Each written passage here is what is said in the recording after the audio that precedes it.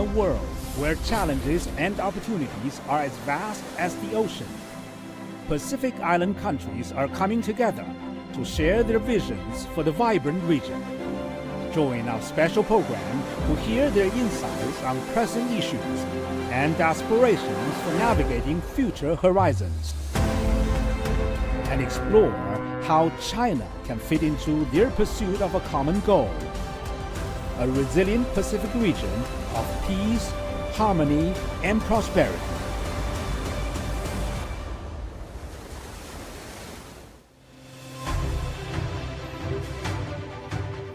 Ladies and gentlemen, welcome to Navigating Future Horizons, a China-Pacific Island countries dialogue. I'm Li Qiuyuan from CGTN.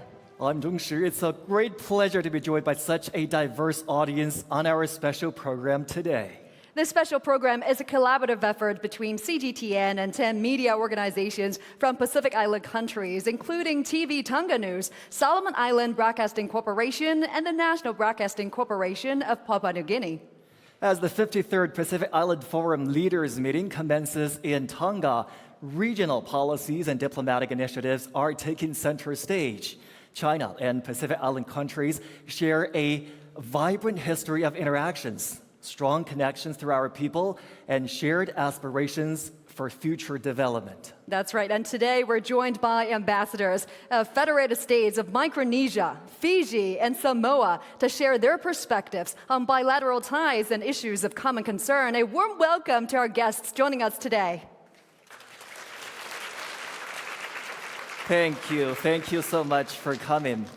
Located in the southern extension of the Belt and Road Initiative, Pacific Island countries are key development partners for China, and cooperation is already bearing fruit in the region.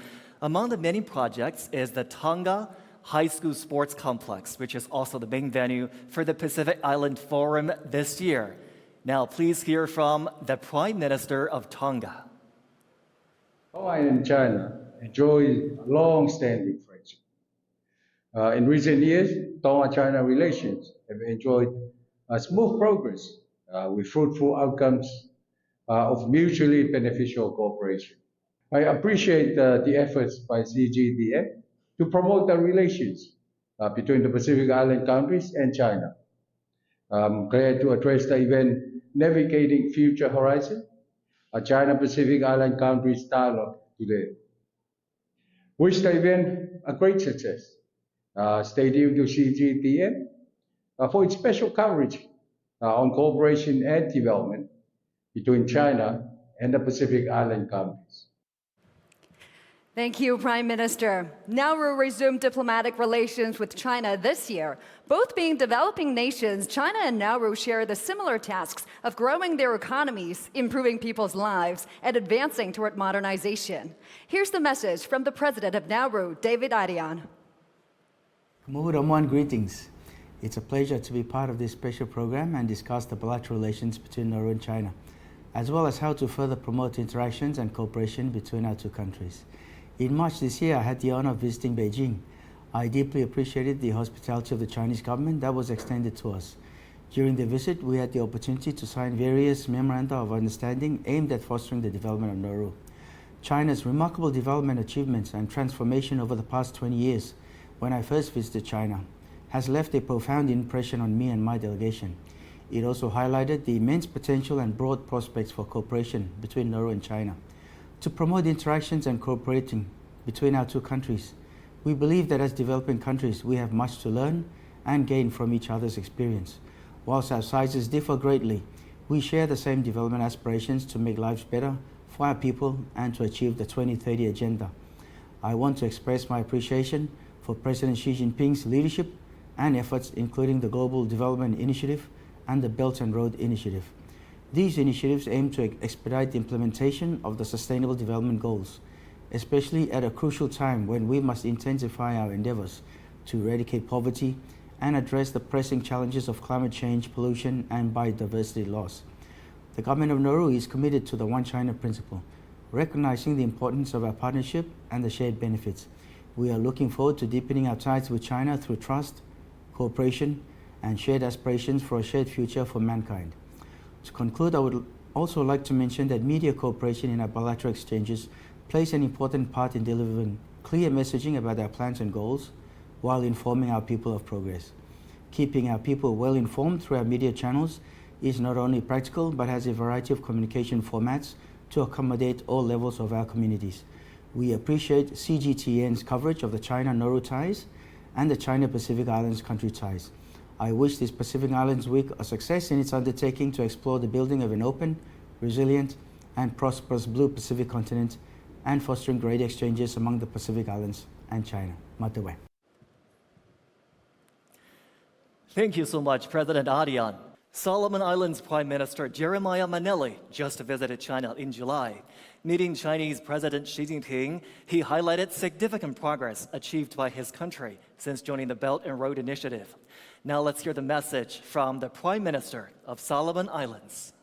Thank you for this opportunity as well. As I've said earlier on a number of occasions, a lot has happened since we established diplomatic relations with China on 21st September 2019.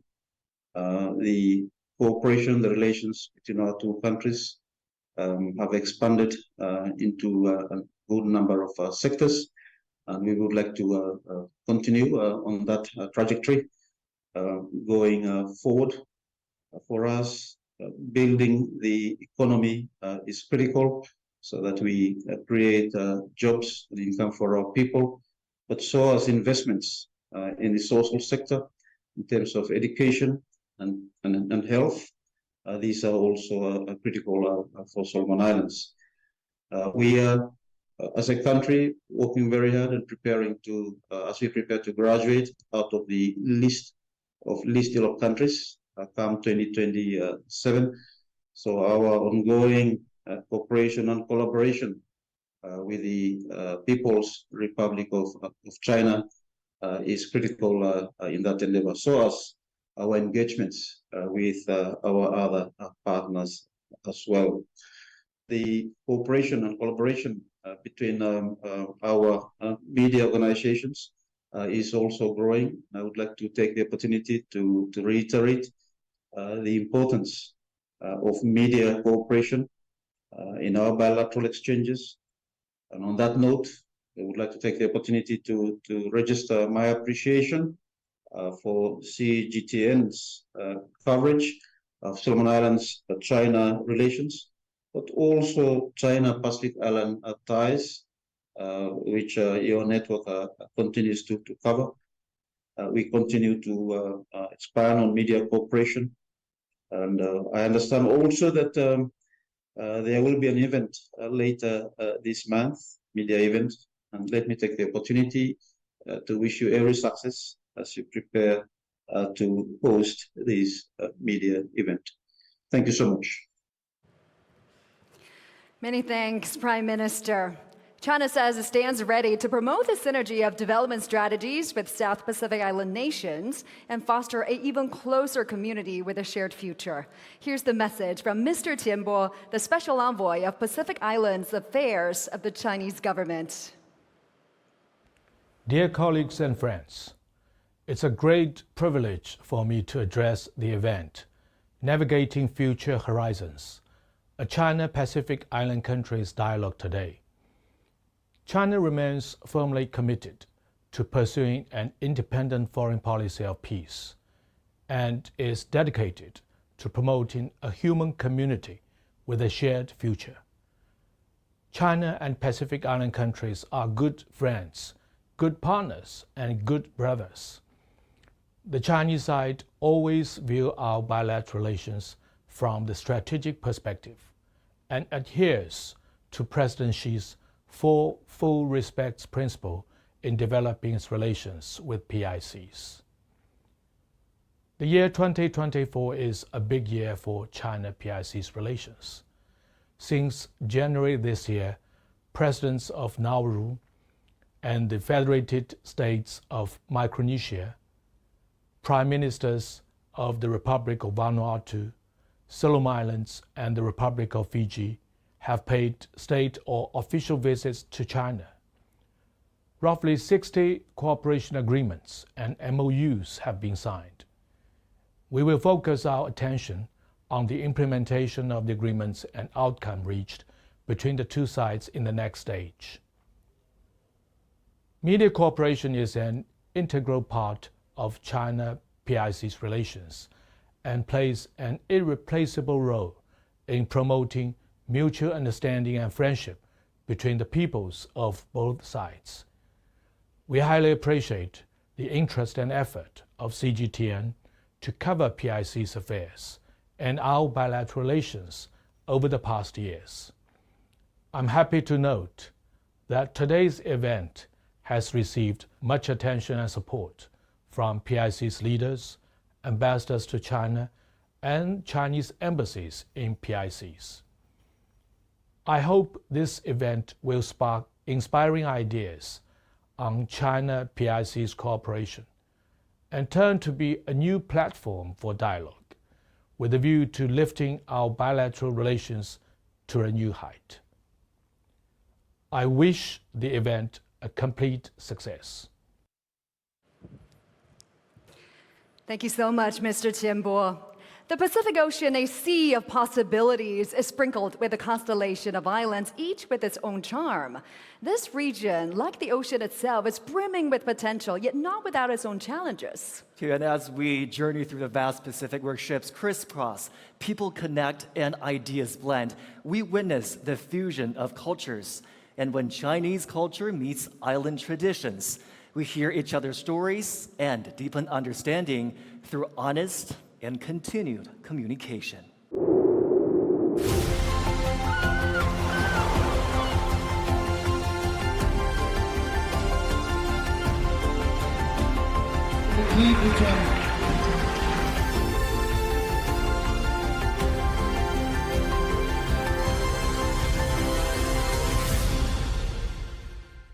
We are incredibly honored to be joined by a distinguished panel of guests today, ambassadors from 3 Pacific Island countries, and they are His Excellency Mr. K.S. Vincent Sivas, Ambassador of the Federated States of Micronesia to China. Ambassador, welcome to our program. His Excellency Mr. Robert Lee, Ambassador of Fiji to China. Ambassador, a pleasure to meet you today. We're also joined by His Excellency Mr. Luamanuve Albert Mariner, Ambassador of Samoa to China. Ambassador, fantastic to have you joining us today. Your Excellency, it's fabulous to see you. Thank you so much for joining us. Let me start with Ambassador Mariner first. Now, you've been working and living in China for a couple of years now, 25 months to be exact. How do you feel about living and working here? What kind of an experience has it been for you? China is definitely one of the most unique environments I've ever worked in. I've spent some time in Europe and the Pacific, of course, in Fiji. But China was always a new kind of book for me, so I'm learning new things every day. China's development over the last 30 years is truly remarkable. I don't think any other developed country in the world today has achieved China's success in transforming its society in the last 30 years. We also live in a world where global challenges is just very, very difficult, and I think China has a key leadership role to play in addressing these challenges. Well, Samoa and China, next year we'll be celebrating 50 years of our diplomatic relations. So it's a mature relationship based on mutual respect and a very strong partnership. So we look forward to celebrating 50 years of our diplomatic relations next year. I note in the opening that some of our fellow leaders have visited China, and we're hoping that my Prime Minister will be able to visit Beijing before the end of this year. But China, and this is just an observation, there are almost three common things that Samoa has in common with China. One is the importance of family. Family is such an important concept to Chinese society, so is Samoa. Secondly is the respect for elders. Samoa places a premium in respecting our elders in society, and that's what I've noticed here in China as well. And thirdly, the importance of food. Any activity, any event that we go to, food places a premium here in China. So is Samoa. In Samoa, any event, if the food is not good, it's not a good event. Same here. Seems like we have more similarity than differences. Now, Ambassador Lee, coming off the heels of Ambassador Mariner's heartfelt reflection, you've been on quite the adventure lately, exploring the heart and soul of China through several cities this month. Talk to us about your trip here. What resonated with you during your time here? As you know, our Prime Minister just completed a 10-day tour of China. And we ended the visit with a bilateral with President Xi Jinping. We visited the provinces of Yunnan, Zhejiang, Fujian, and saw some of the rural revitalization projects that have taken place in Yunnan. We went to a village deep in Yunnan, close to the Vietnam border. The trip took us 4 hours from the city of Kunming, traveling by road and by sea. By train. It was a very eye-opener for the whole delegation, particularly for our Prime Minister, who visited China some 30 years ago. And so that window, the 30-year window, gave him the opportunity to compare what he saw 30 years ago with what he's seeing today. And so we saw in Ningde, we had a presentation by the Poverty Center in Ningde on some of the initiatives that were put in place way back in the 1980s when President Xi Jinping was a local official in the province, and the poverty alleviation strategies that he put in place, and to see how some of those strategies continue to be played out in Yunnan province was a real eye-opener for us. So it was not something that just happened overnight. It's been happening for a long time. Ambassador Sivas, coming to you now. If we're counting time spent learning or understanding China, you could be a champion of our three guests today because your connection with China dates back to 2009. So would you mind telling us how that all got started? And I'm extremely curious to find out, how has all of this time, 15 years or so, taught you about Chinese philosophies, especially development philosophies, because we know these philosophies have been guiding and shaping China's way interacting with the rest of the world, including, of course, Pacific Island countries. You asked about development philosophy, and since 2008, my engagement with Chinese culture and society has really deepened my understanding of the multifaceted development philosophy, which it's deeply rooted in history, cultural traditions, and future aspirations. This philosophy combines traditional values, modernization efforts, and strategic planning, which focuses on achieving sustainable growth and national rejuvenation through harmonious development. China's emphasis on innovation, technological advancement, and economic reforms has elevated, really, over the last decades into a global economic powerhouse. It's guided by a commitment to continuous improvement while staying true to its cultural roots. China prioritizing social welfare, environmental sustainability, and global cooperation. China's development philosophy underscores its dedication to enhancing well-being, fostering harmonious society, and contributing positively to global development. Ultimately, in my view, and my time here in China, I see that China's philosophy can serve as a guiding principle for achieving shared prosperity, sustainable development, and mutual understanding on the international stage, offering valuable insights to inspire collaboration, dialogue, and cooperation amongst our nations to address the common challenges we have that we're here to discuss and pave the way for a more inclusive and prosperous future for all. So for the past 16 years, these were just my part of the view. I am not saying I know everything. I'm still learning. I am a student still of Chinese philosophy, development philosophy. So thank you for that question.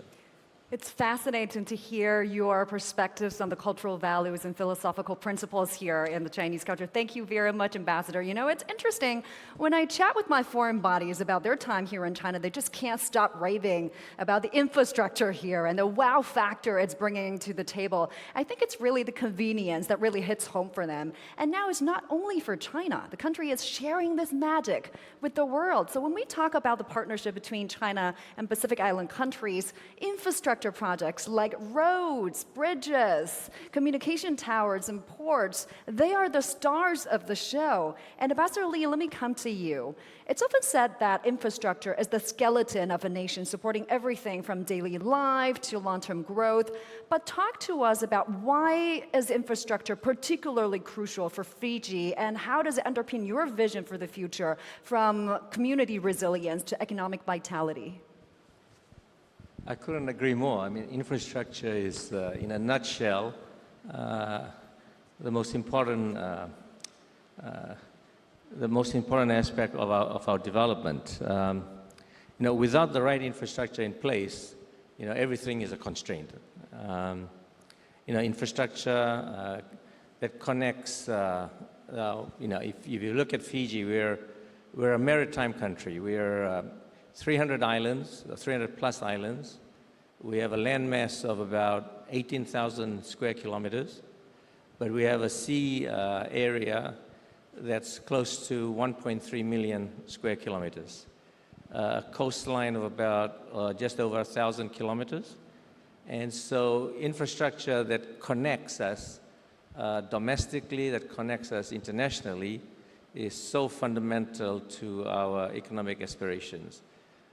We need to look at roads, and currently we're just about to kick off a major road project in Fiji that's being funded entirely by the Chinese government. It's a 80-plus kilometer road upgrading on our second largest island, and that is going to change the livelihoods of so many villages along that stretch of road that 80 kilometers of road might not seem that big in the Chinese context, but in Fiji, 80 kilometers of road on our second largest island will make a huge difference.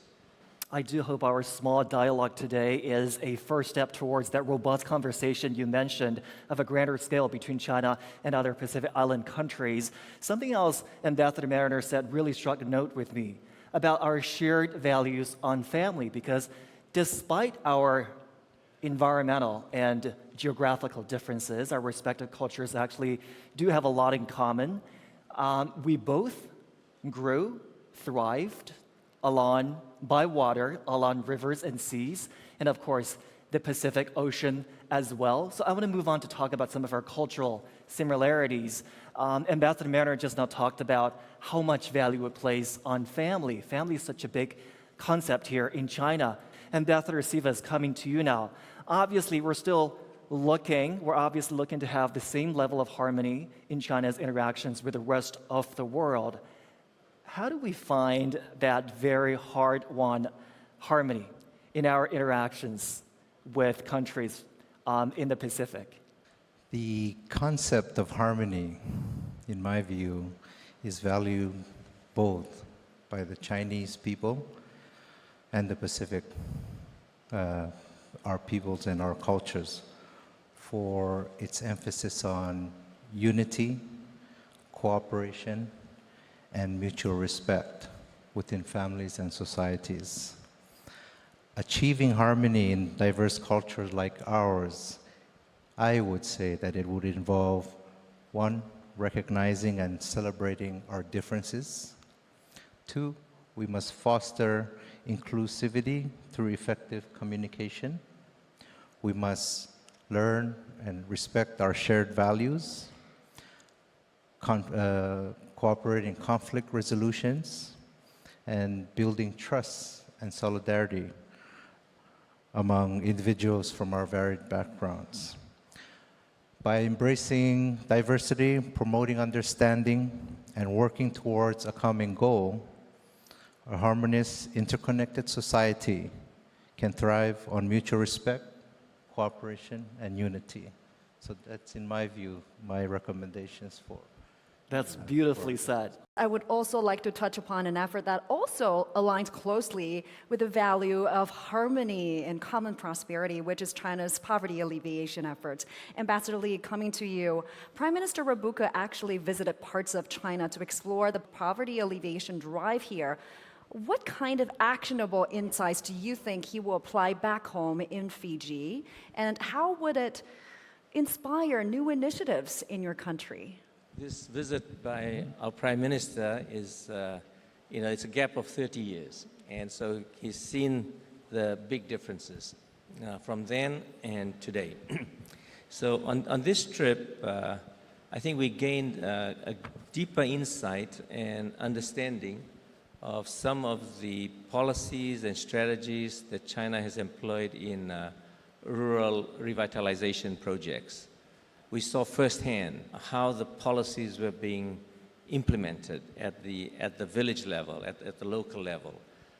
It wasn't just textbooks, it wasn't just papers, it was real. Just to see that was itself an eye-opener. I think the first aspect is the belief that we actually in the Pacific can also get out of poverty.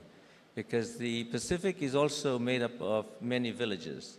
To see the energy, to see the approach that they have taken to the everyday work, to the policies that are being put in place, how they've transformed the village into a rural tourism a model, that resonated a lot with our group. The second point was that we felt that it's the little things that you do right at in the village. So the village we saw, it was an ethnic community. They shared some of the similar traits to what we have in Fiji. Their culture was, the ethnic culture was being promoted, was being protected, and the cultural products were being marketed. And so we can relate to that. China's development is not just all high tech. It's little bits, small pieces being put together that make up a bigger sum. And that, I think, was a major learning for us. It's great to hear our perspectives on this issue, Ambassador. Now I would like to pivot a bit to talk about trade, another key sector of cooperation between China and Pacific Island countries. Now, these days, we're seeing more and more premium products from Pacific Island countries making their way into the Chinese market. So have a look at it. We have coconuts, tuna, and also the superfood called noni.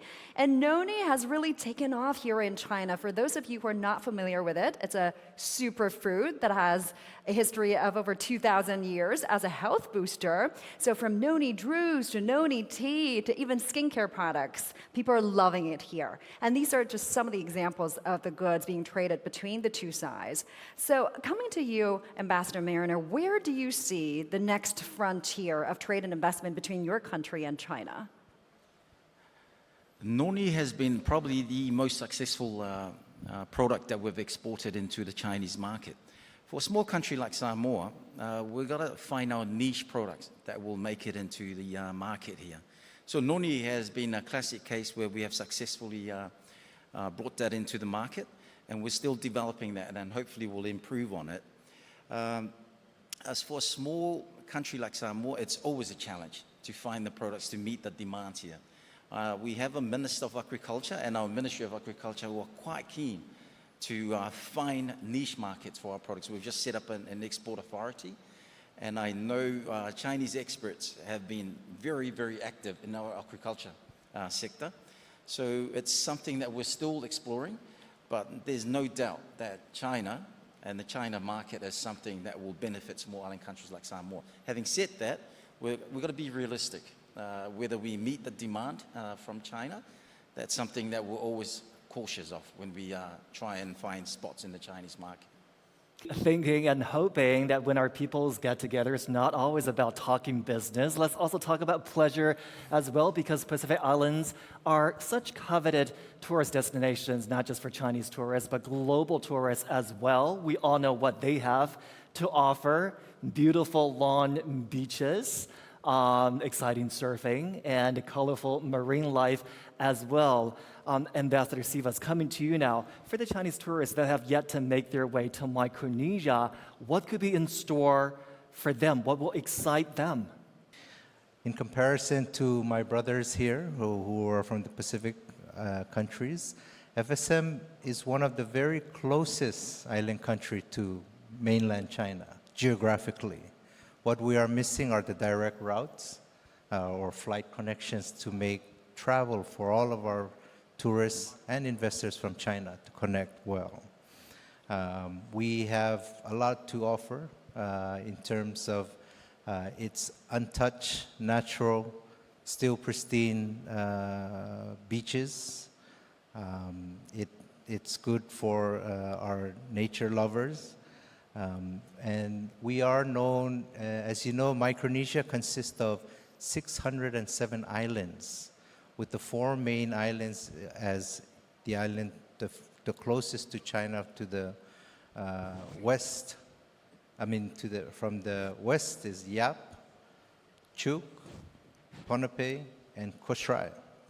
Our islands, we consider ourselves the 4 corners of paradise because each island has its own distinct and unique language, culture, really making it 4 destinations in one.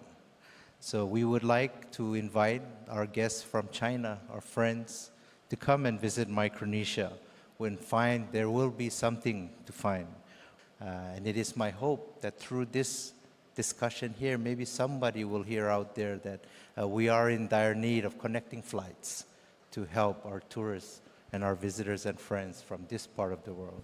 So a beautiful and sincere pitch from none other than the ambassador himself. I see some members of our audience taking notes. Ambassador, they will be there. Now, at this point, I truly have no intention of stoking up any competition between our ambassadors. Now that we're on this topic, maybe we can hear a little bit from Ambassador Lee and Ambassador Mariner as well. Fiji already is a very popular tourist destination for Chinese tourists.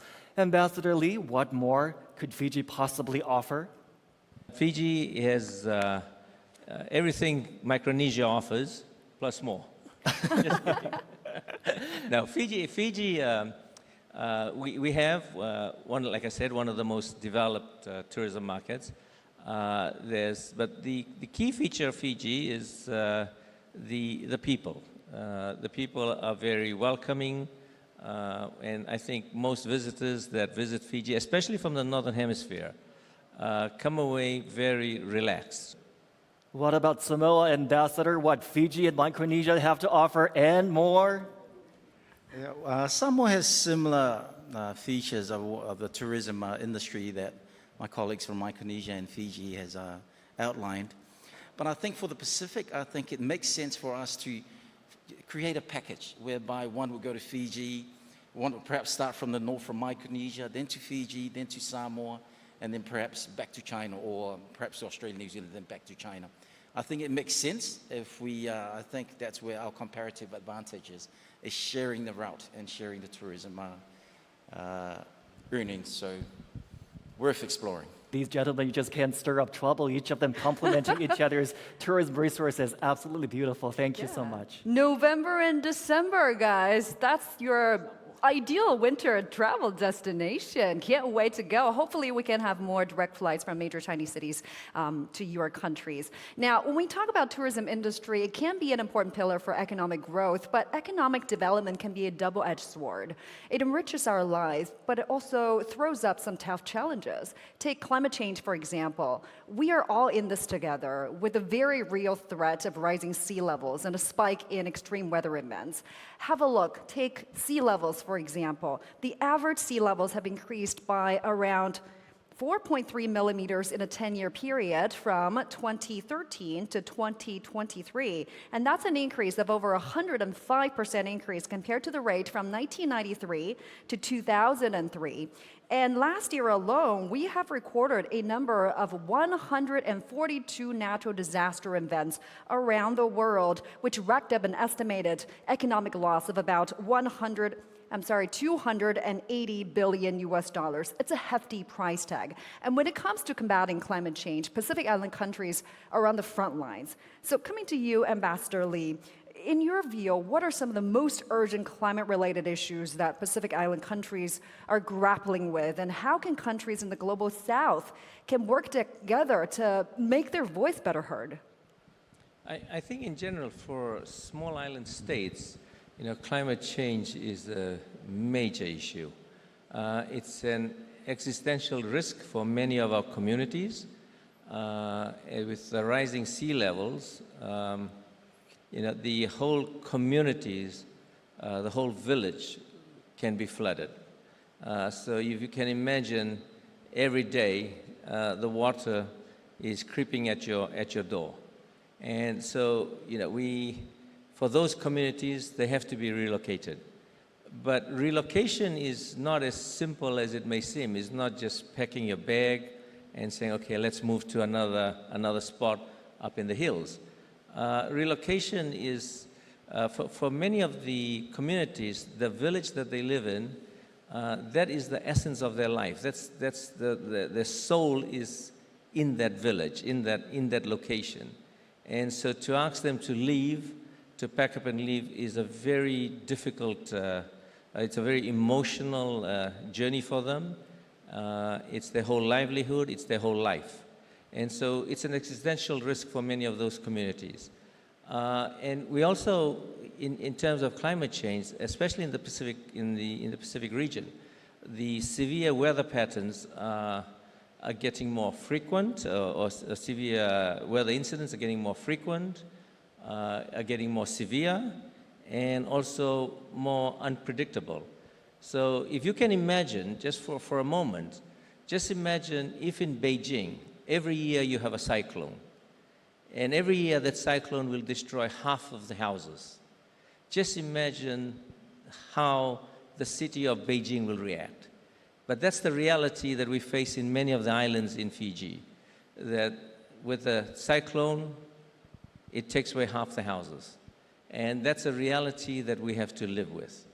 And, so we hear in the media, we hear in conferences, we need to learn how to adapt. And adaptation is important, and it's easier said on paper than to put in reality. We have to build climate-resilient agriculture, climate-resilient infrastructure, et cetera, et cetera. The only problem is all that takes money and it takes capabilities. And both of that we don't have enough of. So that's the kind of reality we live with in the Pacific. It's a major issue for us. And so that's on the adaptation front. On the mitigation front, we said, okay, we've got to get the world to cut down on the use of fossil fuels. Look at it from the perspective of the Pacific Island. We contribute very little to climate change, or to we didn't cause it, but we're facing the brunt of it. And again, that's another reality we have to live with it. And so, climate change for us in Fiji is top of the mind in everything we do, but often we feel very helpless. And as we look to the world, we say, cut down the use of fossil fuels, and sometimes you wonder, is the world listening? Ambassador Mariner, I think everyone agrees on this is an existential threat for Pacific Island countries. That we're not lacking. I think we have that vision that we cannot leave this to our children and grandchildren tomorrow. We must get proactive today. But as Ambassador Lee mentioned, money is a problem, capabilities is a problem. Also, how do you just gather that momentum between South-South countries, and how do we mitigate the differences between North and South when it comes to technology and funding? These are the obstacles. These are holding us back in coming up with specific plans to build a climate-resilient future. Your take on what is needed and how do we move forward? I mean, this debate between North and South is almost like, I like the comment made by your colleague here regarding that we are all in this together. So this comment that the North versus South, I mean, if we look at it, COP28 was held last year. That's 28 years of talking climate change. In a few months' time, there will be COP29. That's the 29th year. We're still talking and debating. Because the issue and the debate is who's responsible, who pays. But it's almost like a family looking at their family home being burnt down and they're arguing who will ring the fire engine, who will run the fire and rescue emergency to come and douse the fire down. The science is clear. 2015 Paris Agreement, first time ever the world became united and agreed that we have a crisis in hand. So this is where the challenge is, because at the end of the day, Samoa and small island countries, 40 plus members of the Alliance of Small Island States, is only responsible for less than 3% of the global greenhouse gas emissions. The G20, however, is responsible for at least 80% of the current greenhouse gas emissions. And it's the G20 really should take a leadership role in finding this. Having said it, if you break it down, the two big economies, China and the US, I think China and US has a major leadership role to play to resolve this crisis.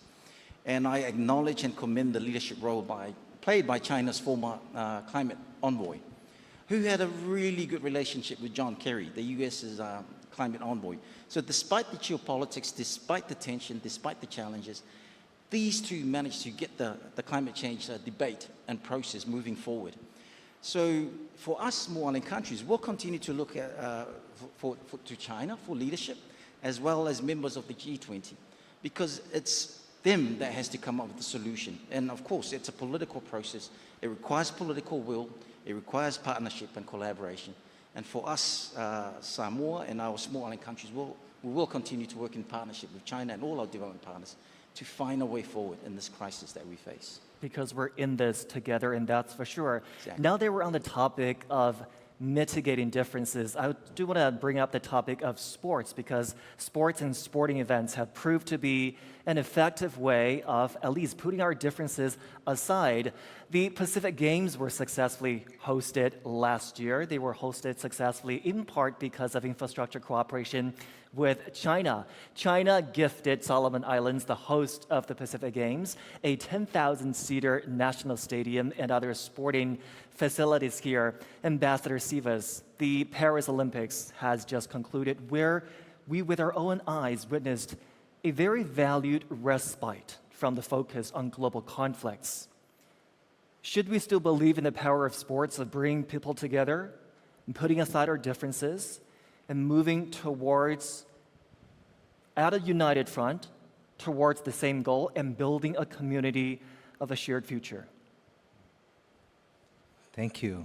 Now that you've mentioned the Paris Olympic Games, I must congratulate China on their exemplary performances and outstanding achievements at the Olympic. China continues to set new benchmarks that spells excellence, and it was admired by many.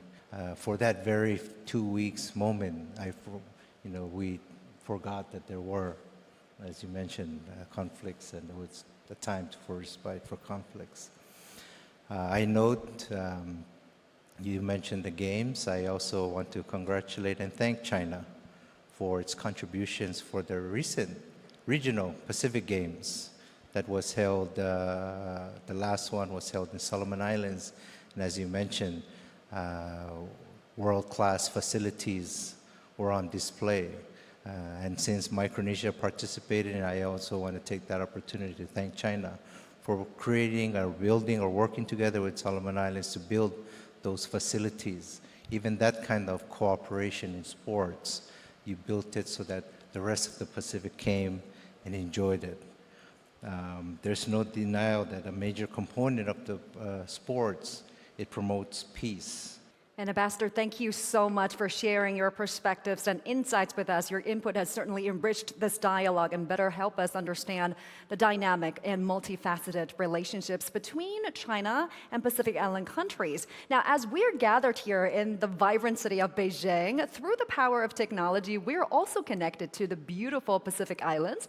We're joined online by a number of special guests. Please welcome Ms. Evelyn Tavita from TV3 Samoa. Thank you for joining us. Hello. Hi. And please welcome Mr. Maman Boykawai from Kiribati Broadcasting and Publication Authority. Great to see you. We're also joined by Ms. Stella Mauricio Taui from Fiji TV. Welcome. Hola, Vinaka. And last but not least, please welcome Ms. Eliza Kukutu from the Solomon Islands Broadcasting Corporation. Thank you for joining us. Hi, hello. Yeah, appreciate you joining us. So as we've been hearing the discussion going on here in Beijing, I would also love to hear your perspectives on the bilateral ties between China and your countries. If you were to use one keyword to define the ties or capture the essence of the relationships between China and your country, what would it be and why? Why don't we start with Evelyn? Your thoughts on this?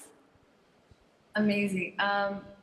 One word that would describe China and South Pacific ties would be strengthening, because China has always seen the potential through our lands, as had provided a safe space for my people to grow and get educated on different aspects. There's a Samoa-China Agriculture Aid Project that was handed over to Samoa in 2010, and for the past 14 years, our agriculture industry in Samoa has improved, and the increase of crops as well as livestock has come to a very good number. The experiences my people have had due to the SCATEP has been incredible and also has benefited so many locals. SCATEP has also helped and deepen the relationship between our two countries and have mutual understanding between our cultures. Samoa and China have developed a very strong friendship and will continue to deepen for years to come. Appreciate your ideas, Evelyn. Now, let me turn to you, Mr. Boykava. Would you like to share with us your thoughts on this? Yeah, of course. Thank you.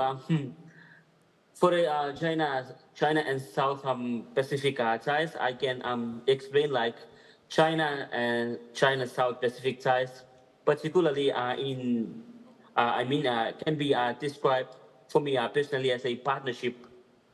This is because both sides are working together on various levels, like from economic development and infrastructure projects to cultural exchanges and climate change initiatives.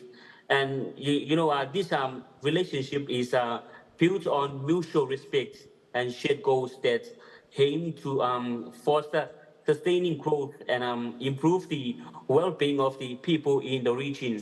And the partnership also highlights the commitment to collaboration and long-term friendship between China and the South Pacific nations, like including our beautiful Kiribati Island. Thank you. And let me bring you in, Stella. Your thoughts on the ties between your country and China? Vinaka, I believe one word is not enough to describe the ties we have with China, but a main thing I would like to highlight on is support. Infrastructure investment is one of China's main contributions in the Pacific, and investment in infrastructure such as roads, bridges, and ports are pivotal in enhancing connectivity and economic development. These roads and bridges connect the villages to the urban centers.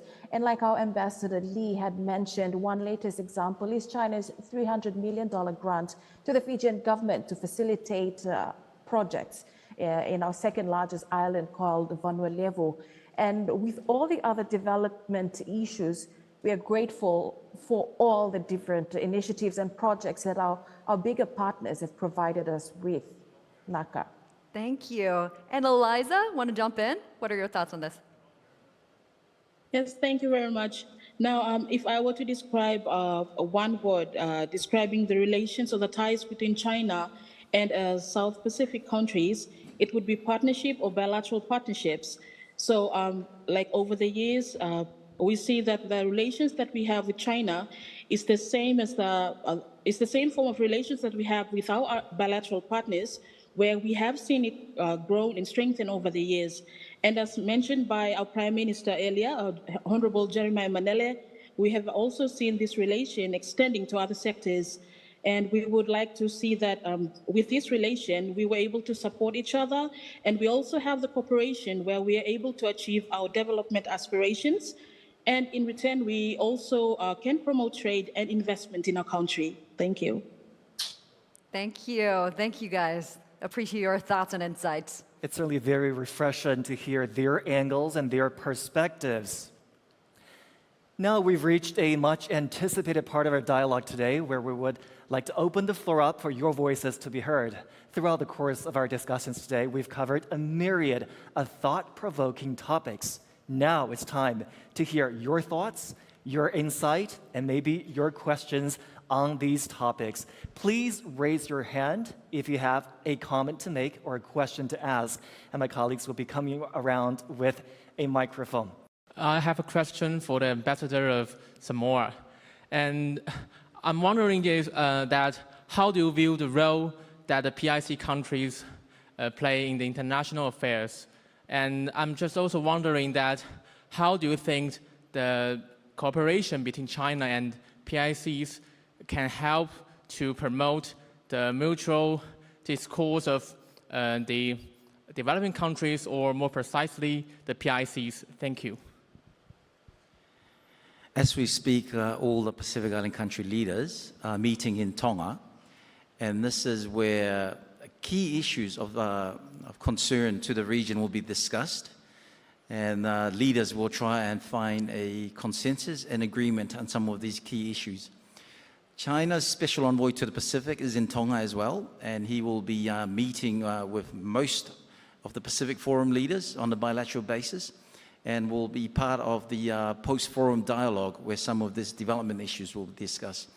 My role here as ambassador, and I'm sure my colleagues here will agree, is really to build on the bilateral relationship between our respective countries and China and explore areas of further partnership and collaboration. So it's almost like a two-prong approach. At the regional level, the leaders at the moment are looking at some of the key issues of development and of challenges to the region. But us, our role as ambassadors here, we engage regularly with both MFA and other key departments in Beijing, as well as key institutions like here at Peking University and with CGTN. So it's a multi-pronged approach in terms of how we engage on the key issues affecting PICs. Thank you. My question is more geopolitical. With the geopolitical push and pull in the Pacific Islands, we can see that there's an imbalance there of how many Pacific Islanders view China and view the West. What are the initiatives that we can take to promote the people-to-people relations and to understand more about China? Thank you. I think it's one of understanding. Right? The more you understand, the more you appreciate what is going on. And a lot of the biases is actually a lack of understanding, a lack of knowing, you listen from one side, but you don't fully appreciate what the whole issue is. And I think the media, the various stakeholders all have a role in this, into how your views of the world is shaped. Okay? If you only have one view, then of course that's the view that you will form. If you have multiple views, then it's up to you to filter that and to see what's relevant, what's not relevant. And so, it really comes down to both the individual and nations to engage more, to dig deeper, to find out more, to understand more.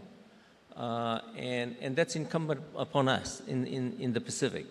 As I'm talking now, half of my mom's village half of it is under the sea because of king tides. So what are some ways that you guys think you could cooperate with China to navigate these challenges with our development goals? Because these are the pressing issues that we have currently. Thank you. I think the question needs to be looked at more carefully. While I do acknowledge we all want to cooperate with China, I think it's a global effort. We all have to work together, not just China. All the big players need to work together to reverse or to give us time to, I regret to hear what's happening to your village. In Micronesia, that's the same. Our leaders, there's a saying that said, even our dead are no longer safe from climate change.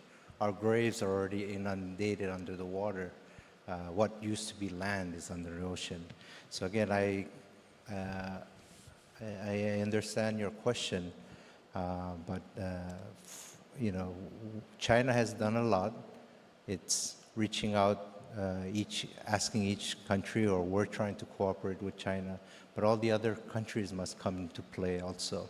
This is why we have those COP exercises, the 29th coming up, and like Ambassador of Samoa has mentioned, we've talked about it for 28 years. Action needs to be done. So I think your question is, it's not a question. I think you want all of us leaders, representative countries to work together and do something about climate change.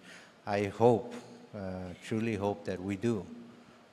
But I do again thank China for the efforts that it's coming out. As you know, they've opened a climate change center here at Liaocheng University. It's still fairly new.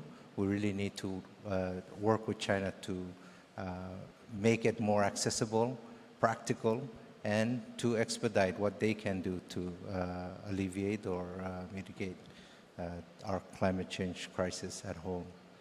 All right, we appreciate the participation of all of our audience members, and also our heartfelt thanks go to our ambassadors on stage for taking each and every one of their questions. Thank you so much. Thank you, everyone. It's enlightening to hear your questions and diverse viewpoints on the topics discussed here.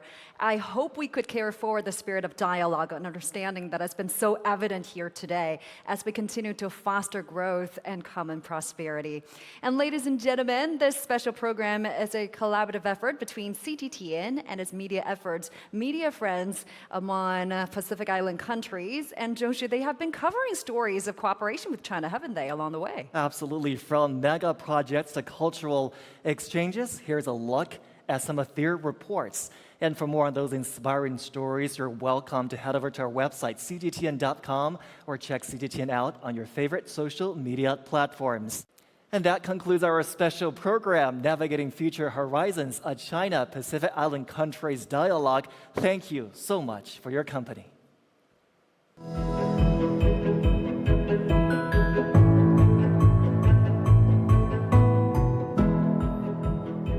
This is the China Harbour Engineering Company Limited office in Honiara. Now the local population will be able to benefit from this project as it will provide employment opportunities for them. The wind project is one of the projects that we were planning to commission and contribute to our renewable energy target.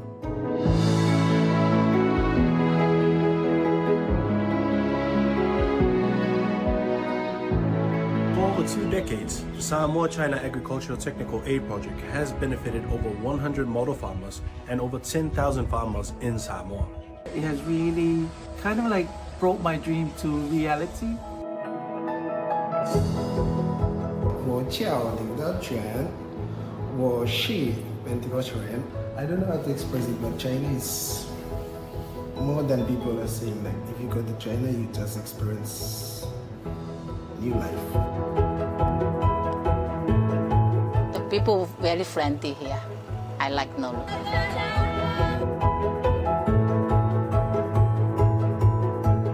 We would like to welcome China Southern Airlines to Port Moresby to Papua New Guinea.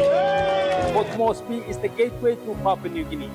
Since the inaugural flight, the number of flights weekly has increased due to demand.